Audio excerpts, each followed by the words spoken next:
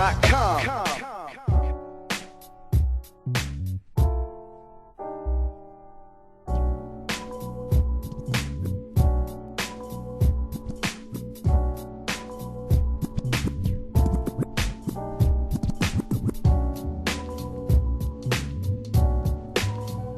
So, a lot of people say that I am not a b-boy, which I just laugh at. I just think that's so funny. It's a ridiculous thing to say, you know. I mean, I started breaking at the hip hop shop with Air Force crew and LA Breakers and Rocksteady crew, and like I was trying to do the same stuff they were doing. You know, I was doing six-step, I was doing flares, I was doing vanilla turtles, swipes, like all the same stuff that they were doing. When I got better, I started doing other things. I started to get creative with it, you know, coming up with an original style, with original power moves, original phrases, you know, like the plan, because I thought that was the hardest phrase possible, so I'm gonna master that shit, you know. But I come up with all these original things because I hear from everybody else that the more original you are, the better it is. If you're not original, then you're a biter, and that's whack. Well, okay, I don't want to be a biter. I don't want to look like anybody else. I want to, you know, I want people to think I'm good. I have ambition. I want to become good at this, you know. So I gotta do something new, something unique and original. So I do it, and I go pretty extreme with it because everything is different, you know. Like my top rocks are different. If I do footwork, it's different. You know, I didn't always do footwork. Sometimes I didn't do it. I would do footless footwork, you know, like I said. My phrases were different. I wouldn't freeze here. I would always freeze here. My power was different because I wouldn't do, you know, like windmill flare, windmill headspin, nothing like that. I would do walks, and then 90, and then walks again, and then airflare out of that. You know, I would do very different power moves. So people would say, well, that's not b-boying. That's something else. I don't know what it is, but it's something else. It's urban acrobatics or something like that. People came up with these funny names for it. You know, ghetto gymnastics, you know, shit like that. And thought that was really ridiculous because the whole idea, the whole point of b-boying was to be yourself and to be unique and to be different, you know, have your own style.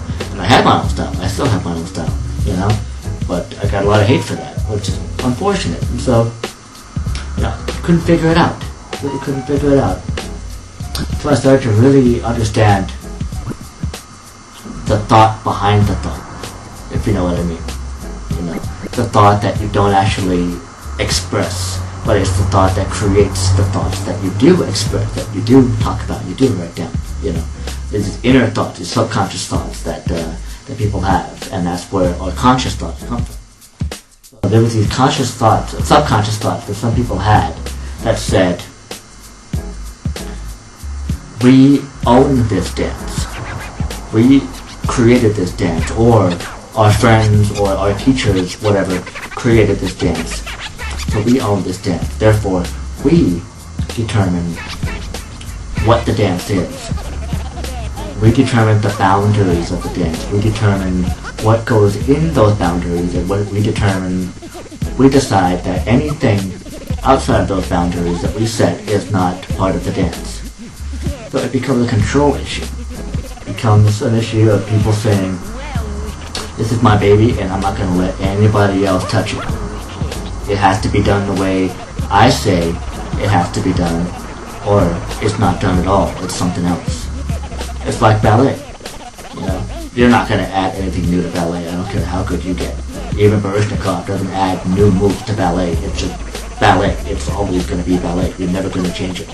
You know, and b-boying has, over the past, 10, 15 years, since the resurgence, the early 90s, b-boying has started to become like ballet, where you have your set moves that everybody has to have, your set foundation everybody has to have, and we all look alike.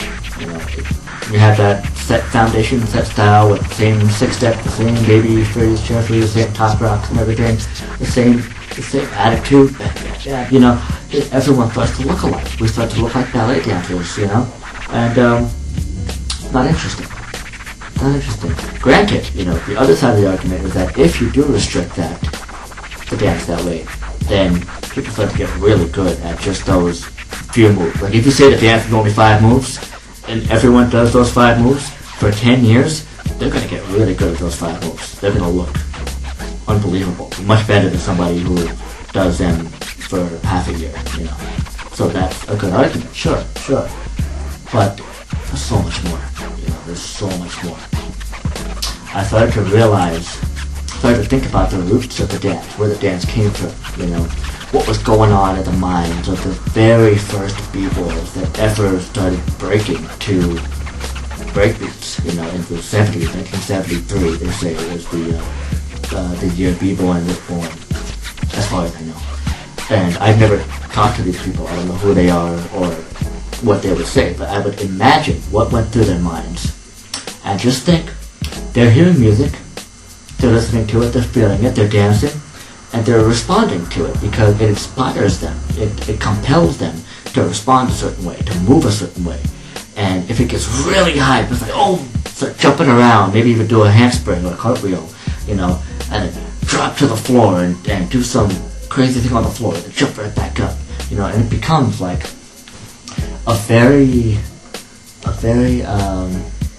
non-specific form of b-boying, where you're not doing any specific moves, you're flying around, you're dropping to the floor, you're getting up and you're boogieing and you're dancing, you're freestyling, you know, you're just freestyling, you're not thinking about what you're doing, you're just doing it because the music tells you to, you know, and I'm certain that that's how b-boying started. The very first b-boys did exactly that. They weren't thinking, okay, I'm going to do 6 steps in a circle, and I'm going to get up, and then I'm going to do this, you know, they weren't thinking like that, they were just doing it.